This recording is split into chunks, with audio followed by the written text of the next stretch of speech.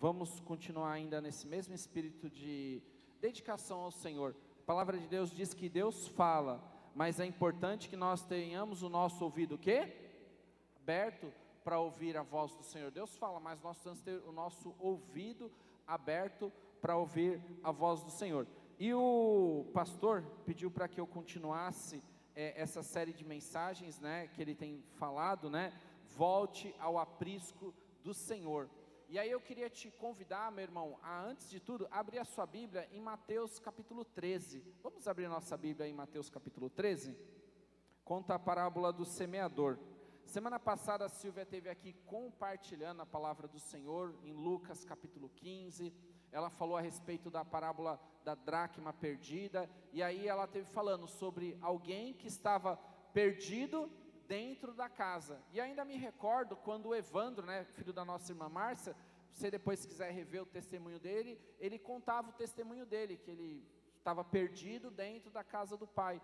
Teve uma vida, acabou perdendo sua família, foi perdendo o seu emprego, foi perdendo tudo, até que ele se encontrou, Deus, né, o encontrou ali, e ele pôde ter um tempo onde ele pôde ser tratado pelo Senhor. Depois ele teve ali um tempo trabalhando em missões, e ele entendeu que era um tempo dele retornar de volta para sua família, e é um exemplo de alguém que estava perdido dentro da casa do pai. Ele compartilhou, ele teve aqui, muitos irmãos conhecem ele, né, e você tem lá o vídeo no YouTube, precisando depois você pode me perguntar, eu mostro lá para você qual é, ele tem um testemunho dele lá muito bonito, mas era isso que a palavra que ela queria afirmar, né, a alegria do Senhor quando ele encontra algo que estava perdido. E quantos de nós às vezes estamos aqui na casa do Senhor, mas podemos estar perdido, né?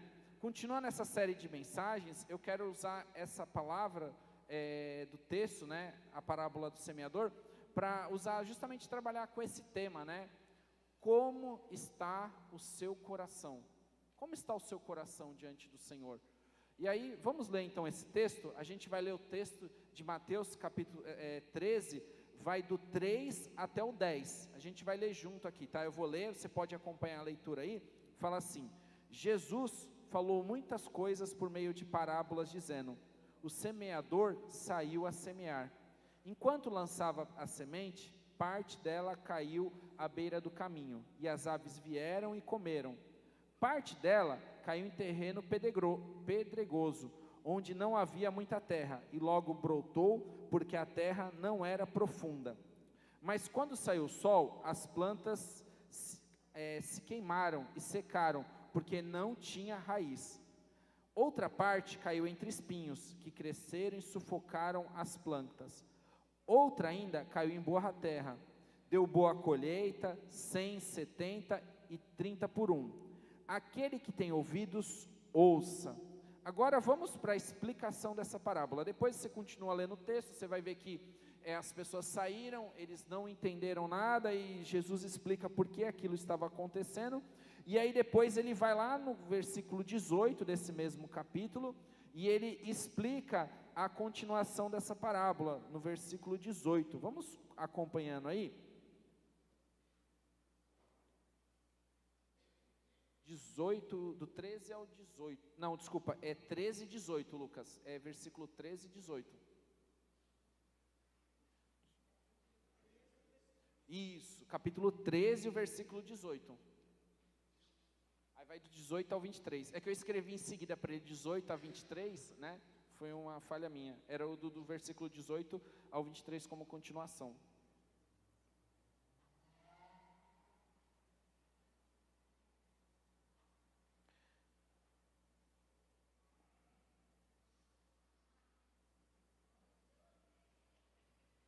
Portanto, ouçam o que significa a parábola do semeador. Quando alguém ouve a mensagem do reino e não a entende, o maligno vem e arranca o que lhe foi semeado em seu coração.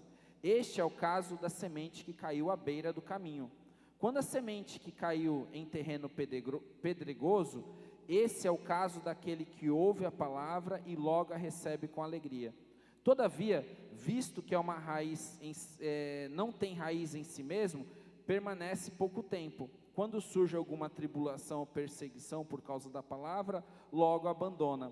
Quando a semente que caiu entre espinhos, esse é o caso daquele que ouve a palavra, mas as preocupações dessa vida e o engano das riquezas a sufocam, tornando-a infrutífera. E quanto à semente que caiu em boa terra, esse é o caso daquele que ouve a palavra, entende e dá uma colheita, 100, 70 e 30 por um. Amém? Vamos orar mais uma vez? Pai, ainda continuando nessa mesma atmosfera de adoração ao Senhor, nós queremos entregar os nossos corações em Tuas mãos, Pai. A Tua palavra várias vezes nos adverte, Pai, para que a gente cuide do nosso coração. E queremos Te pedir, Pai, que os nossos corações, os nossos ouvidos estejam abertos à voz do Teu Espírito Santo, Pai. Porque aquilo que eu tenho a dizer aqui, Pai, são somente palavras, Pai, e algo que não muda e não transforma, mas através da ação do Teu Espírito Santo, Pai, porque Ele que convence o homem do pecado, da justiça e do juízo, Pai, e nos transforma e nos renova, Pai. Ele pode falar diretamente, Pai, ao nosso entendimento, Senhor, e nos lançar luz, Pai, que só o Teu Espírito Santo pode trazer, Pai. Então que haja, Pai, a liberdade do Teu Espírito a falar em cada coração, a começar em mim, Pai. É isso que eu Te peço e Te agradeço, em nome de Jesus, Pai. Continuando ainda, né, o nosso irmão Michael esteve falando a respeito dos desigrejados. Quando a gente usa esse sufixo, né, é alguma coisa contrária ou alguma coisa que quer voltar ao princípio. Então, desigrejados é alguém que está fora da igreja. E é engraçado a gente pensar isso hoje. Por quê? Quando a gente olha, por exemplo, para os números que o IBGE fala, a gente percebe que, por exemplo, o penúltimo censo foi na década de 90, pouco mais de 9% da população era evangélico, né? Depois, no censo de 2010, é isso mesmo, nós já éramos cerca de 22% e quase 68 mil templos, sendo que em 1990 a gente tinha apenas 17 mil templos, ou seja, nós tivemos um aumento de quase 3 vezes mais em número de templos. Isso tem registro, por quê? Para se abrir um templo você precisa tirar CNPJ, então isso é o que acontece lá no registro da organização das empresas. Então, o crescimento dos evangélicos, ele é algo visível. A gente está esperando os números do novo censo, mas a gente acha que vai chegar em torno de algo de 30%, algumas pessoas falam sobre isso. E quando você olha esses números, e os números de igrejas que foram abertos, eles impressionam o crescimento evangélico. Por quê? É maior do que a própria reforma protestante, de qual essas igrejas históricas, como a nossa, são tributárias, né? Elas são herdeiras desse legado. E a gente percebe que há um crescimento assim muito grande no Brasil, e não só isso, mas também do trabalho missionário do Brasil em outros continentes. A nossa própria junta de missões mundiais mantém trabalhos missionários em todos os continentes do Brasil, e a gente tem testemunhos de várias pessoas que fazem. Então, nós vemos que o Brasil é um país que tem realmente crescido o número de evangélicos. Então, a porta da igreja, a gente percebe que ela tem estado escancarada para esse evangelho. É difícil de você ir em algum lugar que você não vê uma igreja, estou certo? Então, está tudo bem, estamos às portas de Jesus voltar. Nossa sociedade tem sido influenciada de maneira bem pesada, né, por essa cultura cristã, da palavra de Deus. A gente vê a corrupção esvaziando no meio da nossa sociedade. A gente vê o número de índices de violência contra a mulher, contra outros tipos de grupo. A gente vê os números do desemprego. A gente está vendo que tudo está prosperando e o Brasil está às mil maravilhas. Não? O que está acontecendo então? Qual é a pergunta? Por que eu falo isso? Porque aí, ao mesmo tempo em que as portas da igreja estão abertas, a gente tem uma porta muito maior no fundo, que é onde a gente pega essas pessoas que nós temos falado, que são o quê? Os desigrejados. Antes da pandemia, em 2019, eu lembro que eu ficava bravo quando chegava aqui no culto da igreja atrasado, tinha lugar para sentar, a galeria estava lotada, se o ar-condicionado estava funcionando, eu ficava lá esbaforido, passando e cheio de gente, e a igreja estava lotada. Aí de repente veio a pandemia e os bancos começaram a se esvaziar e cada vez mais, e a gente luta para esse pessoal voltar. Onde estão essas pessoas? Quem são esses famosos desigrejados? São aqueles que hoje eles alegam ter, né, uma comunhão com Deus, eles creem em Jesus, mas eles não querem nenhum relacionamento com a igreja.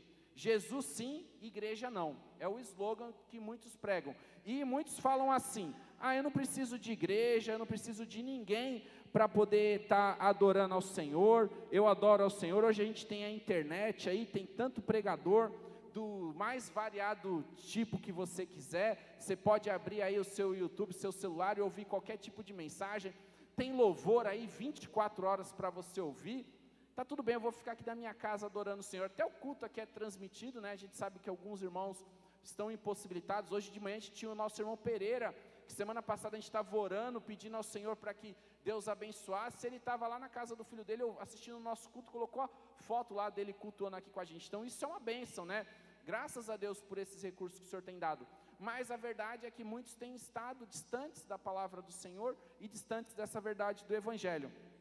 E aí esses irmãos, né, tem um pastor, ele participou de um congresso da Fiel, é o pastor Renato Vargens, e ele fala de 3 tipos de desigrejados. E eu queria que ver se você se identifica em algum desses aí, né? Ele primeiro chama os semi-desigrejados. Quem são os semi-desigrejados? É como a igreja católica na década de 70, 80, né? Você tinha um monte de gente que falava que era católico, mas era só católico nominal.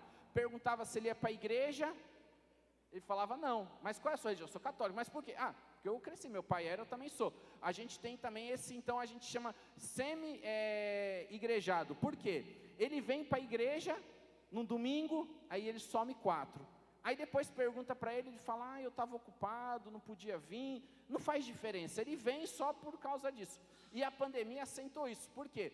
Antes ele tinha medo de que ele ficava em casa e de repente caía um raio lá do céu e ele não vinha para a igreja, alguém ia descobrir ele lá no supermercado fazendo compra no horário do culto, aí ele ficava. Agora não, ele passou a pandemia, ele viu que ele ficou em casa lá, ninguém morreu, não aconteceu nada, então eu posso ficar aqui que está seguro, né? E ele vem uma vez, a gente pergunta, tudo bem?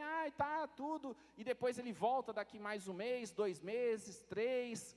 Tem ninguém aqui que está 1 ano sem aparecer na igreja hoje não, né? Pelo amor de Deus, hein? Brincadeiras à parte, mas é justamente isso, né? Essas pessoas se tornaram cristãos nominais, como aqueles católicos. Eles não exerciam a sua fé, não tinham uma vida ativa e faziam. Tem os outros que a gente chama os feridos de batalha, né? Eles se envolveram nas atividades da igreja, só que o negócio foi violento. Eles acabaram muitas vezes se frustrando com algumas pessoas, acabaram se desanimando com a liderança da igreja, acabaram enfrentando vários tipos de problemas, e essas pessoas não gostaram do ambiente que estavam e resolveram que por causa disso, igreja nunca mais, eu não quero novamente estar dentro de uma igreja, mas eu cultuo ao Senhor. E por último, a gente tem aqueles que amam o noivo e odeiam a igreja, né? Esse é o grupo mais difícil, por quê? Eles são aversos a todo tipo de institucionalização, desculpa, é que às vezes eu vou ficando nervoso falando mais rápido, vou diminuir, né, o pastor Paulo sempre pede, né, 0,75, né, pastor Paulo? Eles são aversos a todo tipo de institucionalização, então, eles vêm para a igreja, olham para ela, ficam em casa cultuando ali o Senhor, leem a Bíblia e falam que não precisam. O problema é que essas pessoas são muito liberais, elas criticam as atitudes que a igreja tem, mas ao mesmo tempo elas acham que pode tudo é permissivo. E aí, a igreja falou que não pode tal coisa. Eles são tomados, né, pelo um antinomismo, né? Anti é contrário, nomismo são regras. Eles são contra essas regras. Então a igreja fica impondo regras e Jesus deu liberdade, faz tudo o que você quiser e vive. Então ele fala desses 3 tipos de desigrejados. Eu acredito que tem outros, eu não sei qual é a sua história. Eu não sei qual é o problema que te trouxe aqui nessa noite. Eu não sei por que você está afastado do caminho do Senhor. Ou porque você está tentando voltar do caminho do Senhor. Mas eu sei que talvez você tenha uma história para contar, né? E a gente vê às vezes pessoas que usam esse logo como lugar de novos recomeços. Por quê? Você quer atrair esse público, que é um número muito grande hoje, né? Uma pesquisa que eu lia da revista de Teologia Brasileira, falava em cerca de que se tinha 40 milhões, 4 milhões, pelo menos 10% dessas pessoas são aquelas que estão fora da igreja. Então é um número muito maior, você deve ter um número muito grande de pessoas que estão assim. E aí dentro dessa realidade, a gente percebe que essas pessoas, na verdade, elas estão enfrentando problemas pessoais, problemas que vão dentro do coração dela, problemas que elas não deixaram a palavra de Deus tratar, problemas que elas não enfrentaram, e a Bíblia nos exorta muito, né? No aconselhamento bíblico você aprende que você precisa cuidar do seu coração. Por quê? Porque ali é onde surge o problema. Tem um texto de Provérbios que diz assim, Provérbios 4, 23, acima de tudo, guarde o seu coração, pois dele depende toda a sua vida. Jeremias 17, 9, o coração é mais enganoso que qualquer outra coisa, e a sua doença é incurável. Quem é capaz de compreendê-lo? Aí Mateus 6, 21 diz assim, pois onde estiver o teu tesouro, ali estará o teu.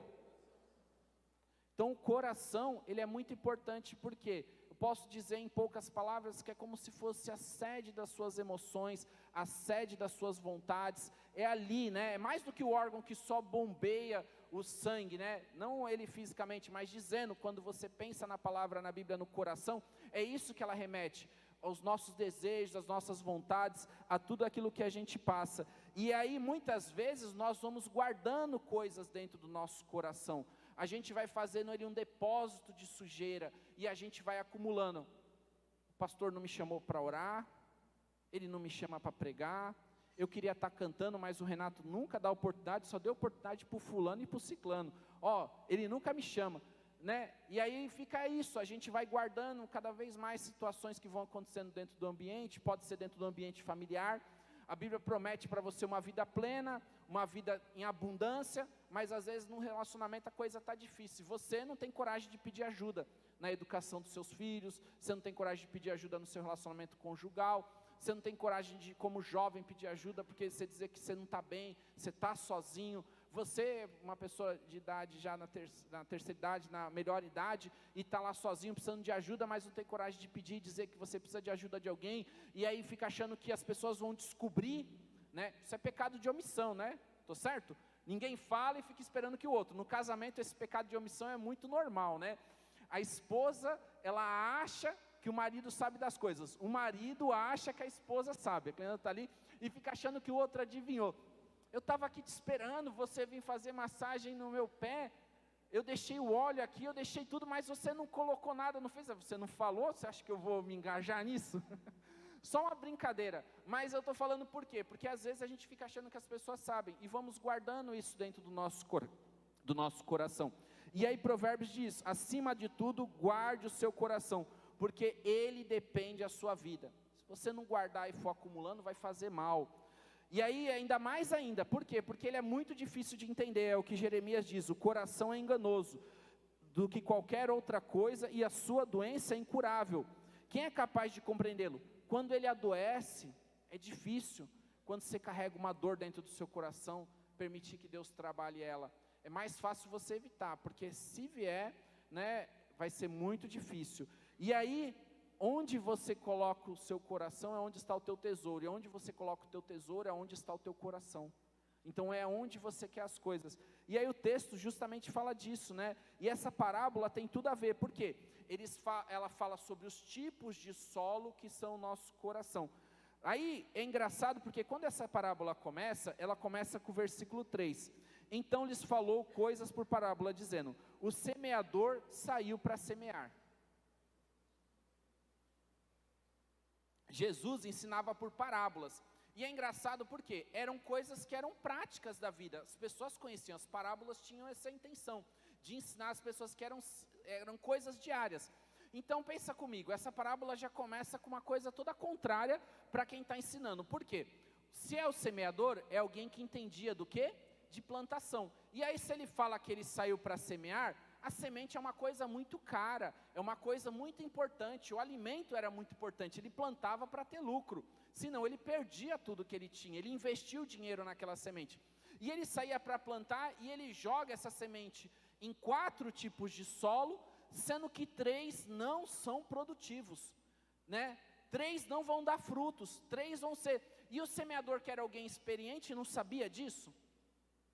Mas ele está querendo dizer que a palavra de Deus tem que continuar sendo lançada. Os irmãos foram na viagem lá missionária, eu tenho certeza de que eles passaram por vários lugares e várias situações, e outros que já fizeram também, e testemunharam de situações de pessoas que talvez não quisessem ouvir a palavra de Deus, mas não cabe a nós julgarmos isso. Nós somos apenas aqueles que levam a palavra do Senhor, nós somos apenas aqueles que fazem. Então isso é o que chama atenção, porque Jesus usa isso para dizer isso, olha, em todo lugar. Então mesmo que nessa noite seu coração esteja fechado, mesmo que nessa noite seu coração esteja doído, mesmo que nessa noite você não queira estar aqui, Deus quer falar com você, e Ele quer lançar a palavra dEle na porta do seu coração, e Ele quer estar a porta ali batendo e falando, olha, eu tenho um recado da parte de Deus para você, e Ele quer que você abra o seu coração para ouvir.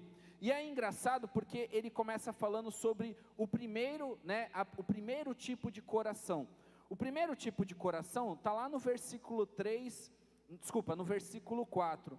Então lançava a semente e parte dela caía à beira do caminho, e as aves vieram e comeram. Então que tipo de solo é esse? À beira do caminho, um solo endurecido. Por que endurecido? Você já fez trilha alguma vez? Já viu quando você vai no meio da mata? De tanto pessoal caminhar no mesmo caminho, a terra não cresce, fica marcado. Por quê? É um solo, não cresce mato. O solo, ele é batido por causa do pisar do coração. Então a beira do caminho é justamente esse solo duro, esse solo rígido. Por quê? De tanto você caminhar, ele foi comprimido. E aí imagina, eu sou o semeador e eu pego isso aqui e coloco uma semente aqui, que é rígido, ela não vai germinar. Por quê? Ela está do lado de fora, e aí por ela estar em cima, o que acontece? Ela vai ficar exposta no sol, e aí então o que diz o texto? Vem a ave do céu e come.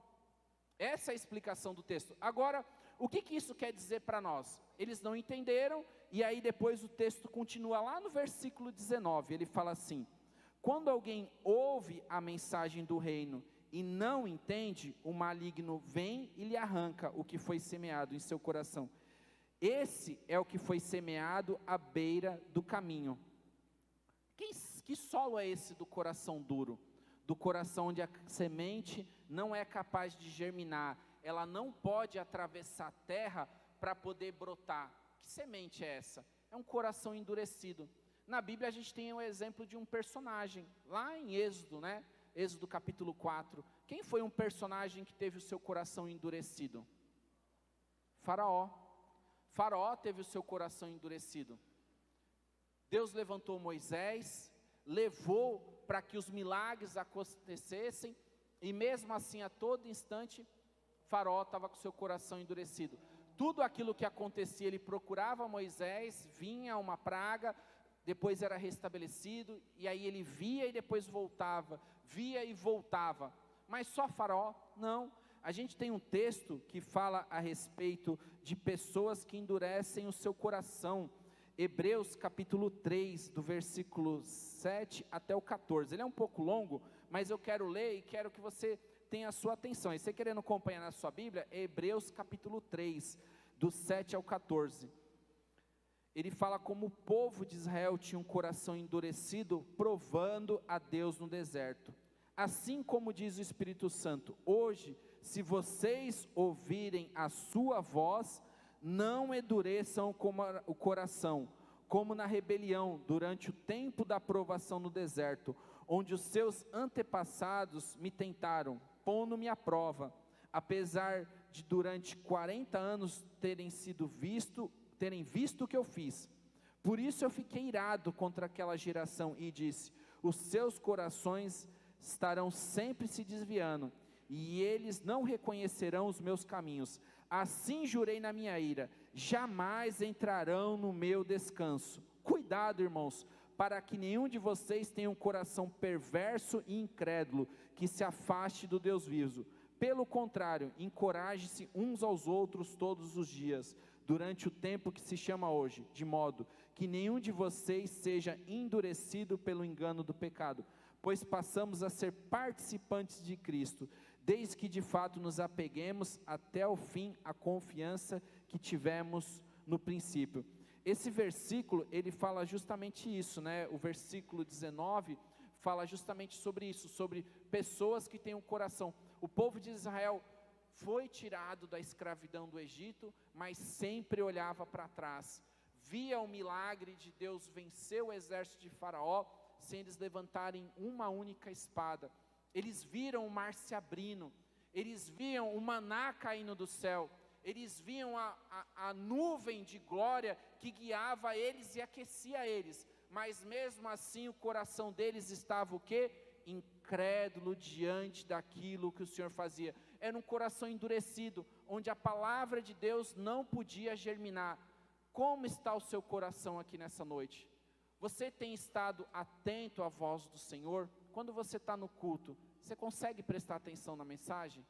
Você consegue sentir essa dimensão da adoração ao Senhor? No momento do louvor, você consegue abrir o seu coração e se derramar diante da presença de Deus?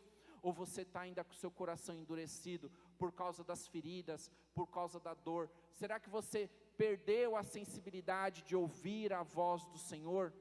Nessa noite você precisa abrir o seu coração para Deus. Você precisa pedir para o Senhor: quebra esse meu coração duro, Senhor. Eu não consigo estar aqui na casa do Pai, eu não consigo experimentar o pão que vem do Pai, eu não consigo, Senhor, eu não consigo, Pai, te adorar verdadeiramente, porque o meu coração está fechado, está triste, está magoado.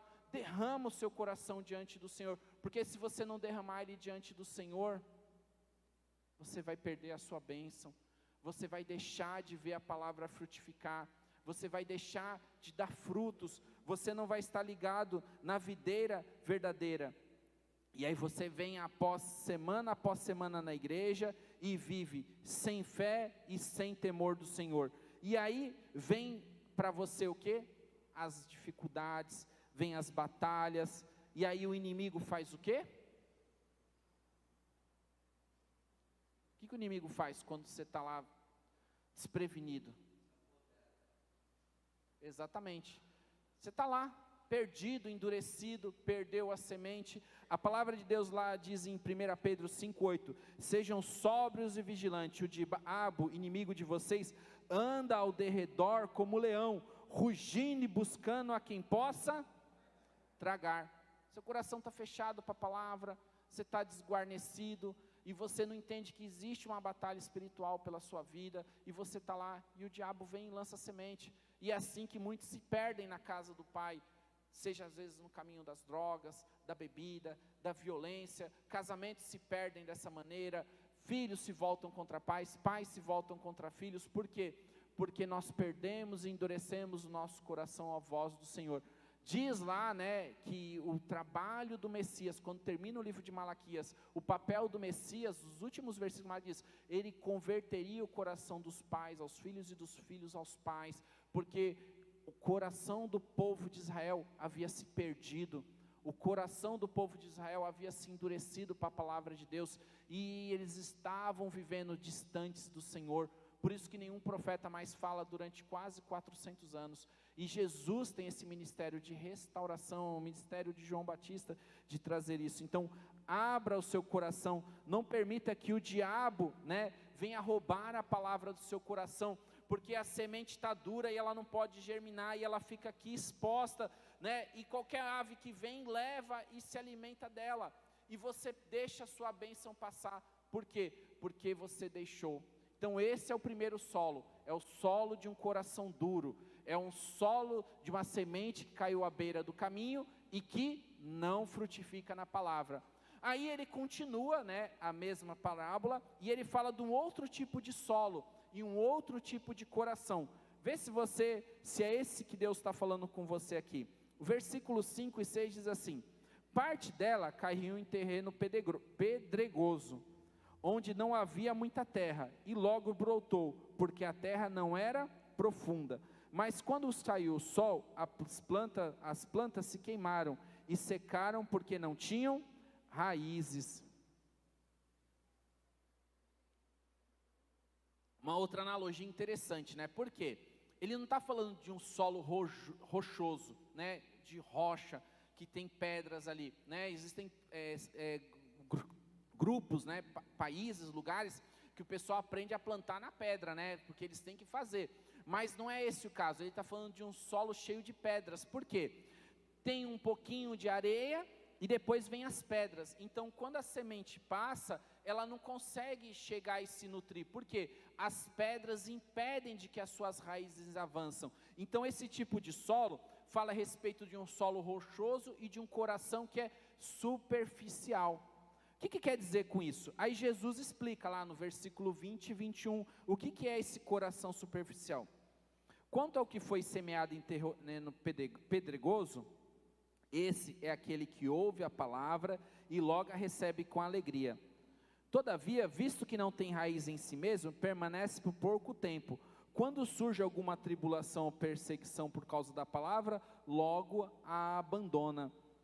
E é isso que ele fala, porque a pessoa vive na superficialidade da sua vida. Ela nunca quer se aprofundar naquilo. Então, para ela, o mínimo é o máximo. E aí é engraçado, vocês aqui na nossa região a gente tem um passeio muito legal, né? Vocês já devem ter ouvido falar da Laje de Santos. Você pega um barquinho, viaja um tempão aí, porque é lá em alto mar, e quando você chega lá, só tem uma rocha, né? Uma ilha assim, mas é uma rocha, não tem nada em cima dela, é uma rocha. Se você colocar na internet, você vai ver lá. E aí qual que é o mais legal do passeio? É navegar, você olhar o mar aberto de ponta a ponta e olhar aquela rocha. Onde que está a beleza do passeio? Lá no fundo do mar, porque ali é um lugar de preservação ambiental, e você mergulha com as pessoas, e lá você vai ver peixinhos, espécies raras, tem um monte de coisa lá legal para conhecer. Mas a beleza, pode até parecer legal, mas a beleza não está na superfície, a beleza está lá embaixo, né, na profundidade, é onde você encontra a profundidade do Senhor. A beleza não está naquilo que você ouve eu falando, porque quando eu sair daqui, eu vou, sei lá, falar 40 minutos, 30 minutos, você vai esquecer e vai lembrar às vezes de 2, 3 frases que eu falei. A beleza está em chegar na sua casa, ler o texto, você meditar, e você ver se aquilo que diz que quando Paulo chegava na sinagoga lá de Bereia, diz que eles pegavam tudo aquilo que Paulo falava e examinavam, observavam, porque eles não tinham e não viviam na superficialidade da vida deles. E às vezes a gente escolhe, aí você vem para a igreja, quer se alimentar, vem num domingo e passou mais 4 sem vir, e fica esperando que a palavra que o pastor trouxe, que os irmãos do louvor vão abastecer, né, com aquela carga super, hiper, mega rápida, e que você vai ficar com aquele gás todo para daqui 2 meses, quando o inimigo bater lá na porta da sua casa, para acabar com o seu casamento, para tirar o seu sossego no lugar de trabalho, você vai dizer que está tudo bem? Não vai, meu irmão. Você vive na superficialidade, você é um solo que as coisas não crescem. Pode parecer no começo que está tudo benzinho, tudo legal, mas depois o que acontece, o texto diz o quê? Vem o quê? A dificuldade, vem o problema, vem a perseguição, e o que essa pessoa faz? Agora que eu estou indo para a igreja, sei que você nunca falou isso, meu irmão, e tenho certeza que você nunca ouviu. Agora que eu estou indo para a igreja, está um monte de coisa acontecendo comigo, o que eu estou fazendo aqui?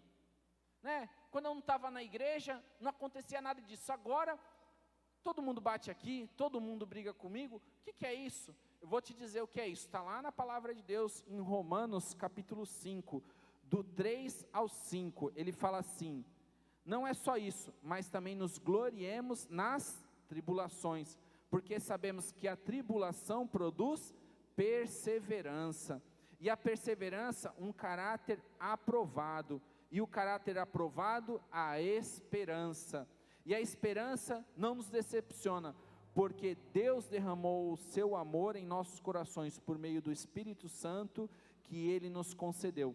Então é isso que o texto fala, olha só, não só isso, mas também devemos nos gloriar na tribulação.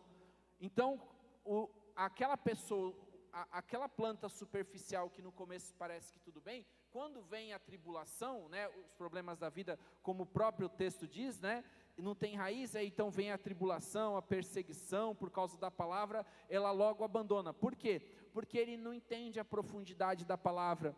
Deus trabalha por meio das tribulações, Deus molda o nosso caráter, nos levando a perseverar, né? Surgiu uma dificuldade no seu casamento, Deus quer tornar ele melhor. Surgiu um problema de relacionamento com seus filhos, Deus quer usar isso para poder te levar a uma condição melhor. Está com uma dificuldade no seu trabalho? Ora, olha para a palavra, porque Deus quer mostrar para você que ali Ele quer fazer você brilhar. Está com uma dificuldade com o irmão na igreja? Coloca isso diante do Senhor, porque essas tribulações, as situações que aparecem, elas produzem perseverança, e a perseverança traz o quê? Um caráter aprovado, onde as suas características, o que é um caráter aprovado? Você vai ficar mais parecido com Jesus, você vai se parecer mais com Ele, e aí você vai entender que você espera a volta de Cristo, onde você vai encontrar o seu verdadeiro prêmio, o seu galardão. Então você vive o hoje pensando no seu futuro, lá nos céus com o nosso Rei. Por quê? Porque Deus derramou o seu amor em nossos corações por meio do Espírito Santo, que Ele nos concedeu, e é Ele que nos dá força para a gente poder prosseguir. Então quando vem a perseguição, vem os problemas, se você tem profundidade na palavra, você discerne isso espiritualmente, você sabe que é Deus que está trabalhando na sua vida, e aí você sabe que o Evangelho, a cruz de Cristo, ela não é uma banalidade, não é algo que você não tinha o que fazer, estava cansado de assistir o Fantástico, sempre a mesma coisa, e o culto é no horário do Fantástico. Toda vez para o Fantástico eu vim para o culto hoje à noite, né? Ou não tinha jogo do meu time, eu não sei nem mais qual é o horário do jogo. Mas por que eu falo isso? Por quê? Porque justamente é isso, o discipulado ele tem um custo. A salvação ela é pela graça, ela é de graça, ela é pela graça de Deus. Deus, na sua soberana vocação, Ele nos escolheu e Ele morreu por nós, mas o discipulado, seguir a Jesus tem um preço, né? Lucas 9:23, quem quiser vir após mim, que negue-se a si mesmo, tome a sua cruz e me siga. Negar-se a si mesmo é você dizer que não é você mesmo? Não, é você dizer que você não quer ser da mesma maneira, você quer ser parecido com Jesus. Tomar a sua cruz era a missão que ele tinha, a missão dele era de morrer na cruz, então é tomar a sua missão, e seguir a Jesus, é caminhar com ele. Várias parábolas a gente encontra, né, várias histórias nós encontramos de Jesus, de pessoas que não seguiram ele, as multidões gostavam dos milagres que ele fazia. Você vem para a igreja porque você gosta de ver milagre, gosta de ver testemunho, mas sua vida não é de milagre, sua vida não é de testemunho, você vive só pelo que ouve dos outros. Jó dizia, antes eu te ouvia,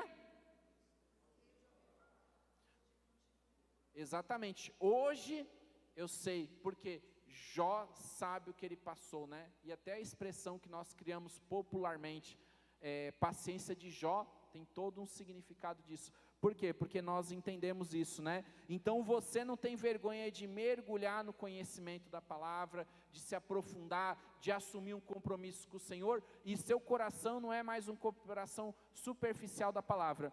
E o terceiro tipo de coração é o que está no versículo 7 lá, né? É um solo cheio de espinhos. Outra parte caiu entre espinhos, que cresceram e sufocaram a planta. Esse é um dos mais difíceis. Por quê? Quando ele joga, o terreno parecia que estava limpinho. Só que quem trabalha com plantação sabe, lá dentro, né, já estava contaminado aquele solo. Já tinham plantas e outros espinhos, né? Quem trabalha com plantação sabe que eles surgem, a raiz deles cresce e é muito difícil de arrancar esse terreno. E aí o que acontece? Jesus explica, né? 22, quanto ao que foi semeado entre os espinhos, esse é aquele que ouve a palavra, mas a preocupação dessa vida e os enganos da riqueza a sufocam, tornando o quê? Infrutífera. O que acontece com essa planta que foi jogada num terreno que parecia que estava bonitinho, e aí de repente esse terreno começou a nascer junto com espinheiros, né? Ela começou a roubar os nutrientes da planta, ela começou a tirar a energia daquela planta, e aquela planta foi sufocada. Por quê? Os espinheiros tiraram isso, e ele explica isso aqui, né? É um coração que? Ocupado, é um coração preocupado demais, mas não com as coisas de Deus, mas com as coisas desse mundo. É o que ele fala aqui, né? Quanto ao que foi semeado entre os espinhos, esse é aquele que ouve a palavra, mas as preocupações dessa vida e os enganos da riqueza a sufocam, tornando-se infrutíferas. Vocês conhecem bem o texto de Mateus 6,33? Mateus 6,33 fala o quê? É um texto bem conhecido. O que ele fala? Tem alguns que já até decoraram. E a sua justiça, e todas as demais coisas lhe serão acrescentadas? Bonito, né? A gente fala bastante ele. Mas o que vem antes dele? O que começa esse texto, né? Ele é o final. E nesse texto, ele começa falando justamente sobre as ansiedades da vida. Ele fala que a gente, como crente, não tem que viver ansioso com coisa alguma. Ele fala que a gente tem que se preocupar com o quê? Com aquilo que a gente vai vestir? Com aquilo que a gente vai comer? Não, ele fala que não tem, por quê? Veja as plantas, nem elas se vestiam, nem Salomão se vestiu dessa maneira. Olha as aves, elas não se preocupam em plantar, mas Deus alimenta ela. Então é isso que ele fala. Às vezes nós vivemos nos nossos dias preocupados com as situações da nossa vida. A gente deixa, né, as situações da nossa vida, a gente se ocupa. Você não veio para a igreja por que hoje? Porque eu estava ocupado, eu estava trabalhando. Aí você pergunta, o camarada está no 5º, 6º emprego dele já, né, da semana, né? Eu sei que alguns irmãos trabalham muito, eu não sei a sua realidade qual é. Eu mesmo esse ano tive que fazer uma escolha também, né, do ano passado. Eu trabalhava em 2 lugares, resolvi ficar só em um, né, para tentar diminuir o meu tempo de trabalho. Mas eu fiz isso orando e colocando diante do Senhor. E você também precisa fazer a mesma coisa. Se o seu trabalho tem roubado o seu tempo de estar na presença do Senhor, coloque isso diante de Deus, né? A gente já ouviu vários testemunhos de várias pessoas que se ocupavam com aquilo, e às vezes você está perdendo a sua saúde, está perdendo a sua família, está perdendo tudo com essas ocupações, e não dá conta que o devorador também leva todo esse dinheiro que você se preocupa em ganhar, e quando você olha, você não tem nada. Às vezes, simplesmente, se você se voltar e se colocar diante do Senhor e perguntar para Ele: Senhor, o que Tu queres da minha vida? O que Tu tens para mim? Ele vai te sustentar, porque essa é a promessa dEle. E quando a gente se deixa as ocupações do nosso dia a dia roubar o nosso tempo, roubar a presença de Deus na nossa vida, a palavra dEle não pode frutificar, porque o tempo que você tinha para ler a palavra de Deus é o tempo que você vai usar para fazer outra coisa.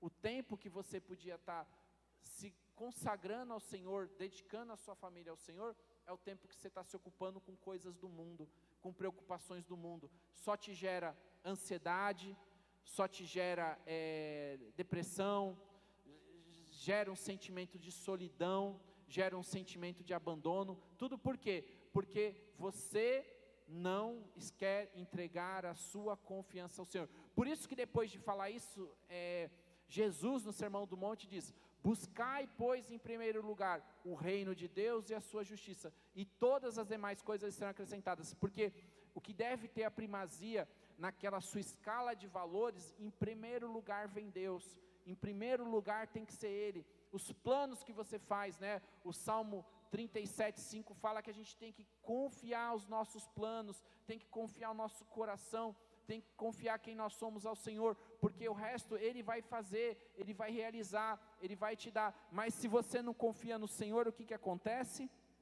Você passa todo o tempo, e aí você vai, às vezes, você já deve ter visto algum filme de caça ao tesouro, né? Já deve ter visto várias histórias dessa, aquela promessa de um navio que foi perdido, com vários, aí o mapa de um tesouro perdido, né? Vários filmes sobre isso, e o engraçado é que essas pessoas passam a vida inteira procurando. Você vai ver a história, ele perdeu a família, perdeu isso, perdeu aquilo. No final, o filme às vezes mostra que eles encontram, quando não mostram que o tesouro, muitas vezes, nem era aquilo que esperava, né? Ele achava que era. Por quê? Porque muitas vezes esse é o coração ocupado, aquele coração que fica achando que o tesouro dele está em algum bem, em um emprego, em um título, em alguma coisa que ele faz. A própria igreja, às vezes, pode tornar um espaço de satisfação. Eu não me dei muito bem na escola, eu não me dei muito bem no trabalho, eu não me dei muito bem com a família, mas eu vou ficar todo dia aqui na igreja, eu vou servir todo dia, eu vou ser o primeiro a abrir a porta, eu vou ser o último a sair, eu vou fazer de tudo. Eu me ocupo com a igreja, mas não me ocupo com o Senhor. Tem pessoas que às vezes, elas até no serviço, elas acabam se enganando com isso. Elas deixam a igreja tomar o próprio lugar de Deus, e elas acreditam que estão fazendo aquilo para Deus, sendo que às vezes pode ser que ela nem esteja realizando aquilo mais para o Senhor. ela já faz aquilo com peso, ela já sente a responsabilidade, e não deve ser. A palavra de Deus, servir ao Senhor com, e apresentar-vos a Ele com, exatamente. O seu coração tem que estar alegre para servir ao Senhor, o seu coração tem que estar jubiloso, né, para adorar ao Senhor. Então você tem que ocupar o seu coração do quê? Da presença de Deus. Não deixe que os enganos da vida, que as riquezas sufoquem e torne a sua vida infrutífera. O que quer dizer uma vida sem frutos? A palavra de Deus tem a palavra de Deus tem uma chave para isso, né? Ela fala de galardão. Galardão é a palavra que significa recompensa. Aquilo que nós fazemos, né, nós vamos ser recompensados pelo Senhor no dia do julgamento. E que recompensa é essa? É aquilo que você semeou para a eternidade. Você compartilhou Jesus, você ajudou o seu próximo, não fez porque você queria que as pessoas vissem que você era uma pessoa boa, mas você fez aquilo porque você no seu coração estava servindo a Jesus. Aquilo sim é uma vida frutífera, é uma vida que produz frutos eternos, frutos que vão viver para a glória. E aí por último, a gente tem o texto que pode parecer o mais fácil, né, o desafio, né, o versículo 8, ele fala assim: outra caiu em boa terra e deu boa colheita, 100, 70 e 30 por 1. E aí depois ele explica: finalmente o que foi semeado em boa terra é aquele que ouve a palavra, que entende e dá colheita, 100, 70 e 30 por 1. E é esse coração que Deus espera que você saia daqui nessa noite. Eu queria ler um texto em que eu acho que explica melhor o que é um coração, um solo que dá boa colheita, um coração frutífero. João capítulo 15, Jesus fala assim: eu sou a videira verdadeira e meu pai é o agricultor. Novamente uma parábola da terra. E aí ele continua: todo ramo que estando em mim não dá fruto, ele corta. Por quê? Porque ele não está produzindo. É um coração duro, é um coração superficial, é um coração ocupado demais para Deus. Aí ele continua: todo aquele que dá fruto, ele poda, ele não corta, ele tira as partes ruins. Para quê? Qual é a intenção disso? Para que dê mais frutos ainda. Vocês já estão limpos pela palavra que eu lhe tenho falado. Permaneçam em mim e eu permanecerei em vocês. Nenhum ramo pode dar fruto por si mesmo, se não permanecerem na videira. Vocês também não podem dar fruto se não permanecerem em mim. A palavra de Deus lá em Hebreus 10, 25 fala assim: não deixemos de nos reunir, de congregar. E aí voltando lá para o início da mensagem, né, para a gente fazer um vínculo, como alguém pode dizer que está bem cultuando ao Senhor, se ele não tem prazer em estar em comunhão? O texto lá de Atos capítulo 2 fala que a igreja, né, compartilhava de uma comunhão, tinham tudo em comum, no repartir do pão, na oração, na palavra, não é? É uma essência da igreja isso, é estar congregado, mas você se priva de estar na presença, em comunhão com os irmãos. Eu sei que é difícil, irmãos. Imagina uma família de porco-espinho vivendo junto. É fácil? Mas eles se amam, eles são família, eles querem conviver, mesmo que às vezes está pertinho um do outro, espinhe um pouco, machuque um pouco. O Senhor, Ele quer que você tenha prazer. Não dá para você amar o noivo, mas não querer a noiva. As bodas do cordeiro é para o noivo e para a noiva, é a festa de casamento, é a igreja que vai subir, e você tem que estar nela, porque ela, cheio das imperfeições, cheio dos erros, cheio das dificuldades que você enfrenta, é ela que vai estar aqui, é ela que vai ser levada para a eternidade, e não você. E aí por último, o texto de Jeremias 17 que eu li no começo, eu queria ler ele para a gente encerrar. Depois eu ia pedir para os irmãos estarem com o louvor, e a gente vai orar em seguida. Eu vou chamar o pastor Paulo para estar orando aqui, e aí a gente vai ler Jeremias 17, 7, é bem interessante porque o versículo 9 foi o que eu li: o coração é mais enganoso que qualquer outra coisa, e a sua doença é incurável, quem é capaz de compreendê-lo? O 9 é isso, mas olha só o versículo 7, ele diz assim: mas bendito é o homem cuja sua confiança está no Senhor, cuja confiança nele está. Aí ele continua: ele será como uma árvore plantada junto às águas, que se estende as suas raízes até o ribeiro. Ele não temerá quando chegar o calor, porque as suas folhas sempre estarão verdes, e não ficará ansiosa no ano da seca, e nem deixará de dar fruto. Aquele que confia no Senhor, ele tem as suas raízes firmadas na presença de Deus, e isso daí faz ele frutificar, mesmo no meio da tempestade, mesmo quando vem a seca, mesmo quando vem a provisão. O que acontece? Ela continua verdinha ali, porque ela está no ribeiro do Senhor. E aí ele fala: o coração é enganoso de qualquer outra coisa, a sua doença é incurável, quem é capaz de compreendê-lo? Aí ele responde, é uma pergunta: eu sou o Senhor que sonda o coração, que examina a mente, que recompensa a cada um de acordo com a sua conduta, de acordo com as suas obras. Como está o seu coração? Qual é o solo do seu coração aqui nessa noite? Como você vai se apresentar diante do Senhor? O que o Senhor falou com você nessa noite aqui? O que você vai levar para a sua casa como mensagem disso? Né? Eu sou o Senhor que sonda o coração, examina a mente, para recompensar a cada um de acordo com a sua conduta, de acordo com as suas obras. Amém?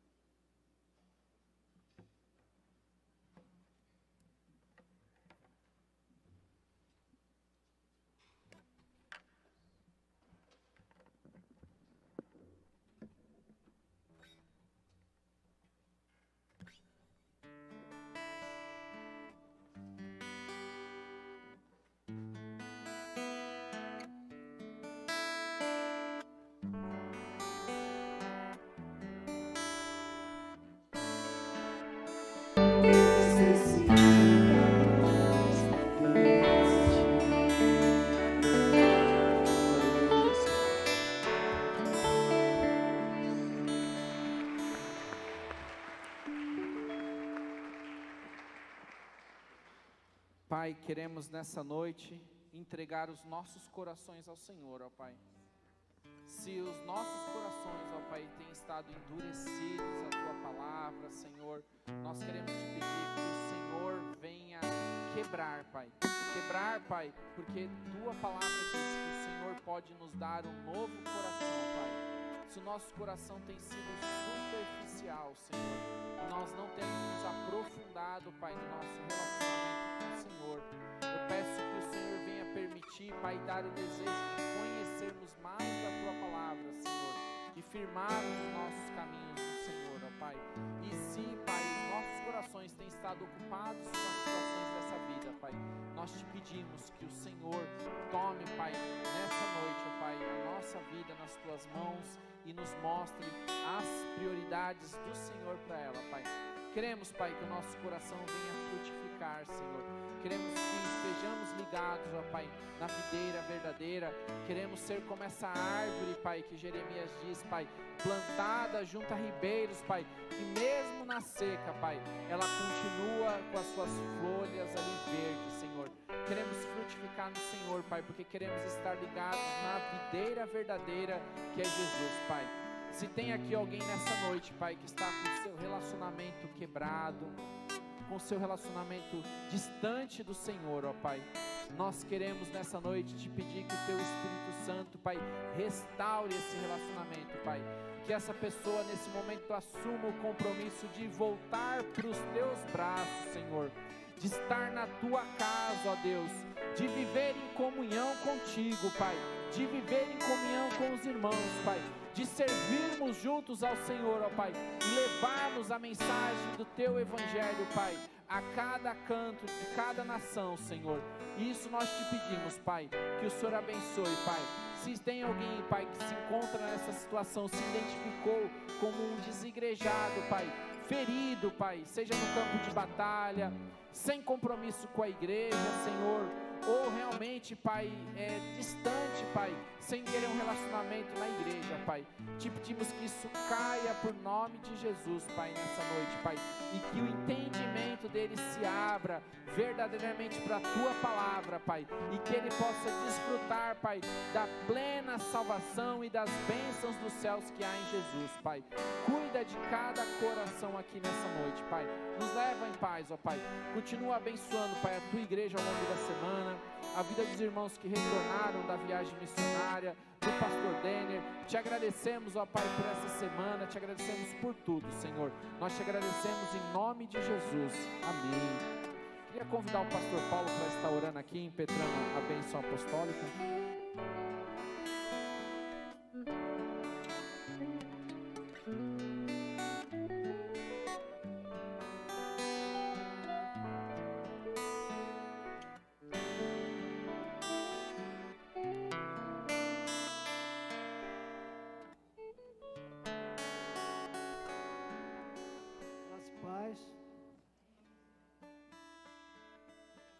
Uma expressão que ele falou: seguir a Jesus tem um custo. O reino de Deus se ganha por esforço. Pedir à igreja que fica de pé. Seus olhos. O amor do Pai, a graça que nos alcançou através do Senhor Jesus, e o consolo que Ele enviou até nós, pelo Espírito Santo, seja com todo o povo dessa igreja, com todo o povo de Deus na face da terra. E a igreja diga amém. Deus abençoe vocês, uma boa semana.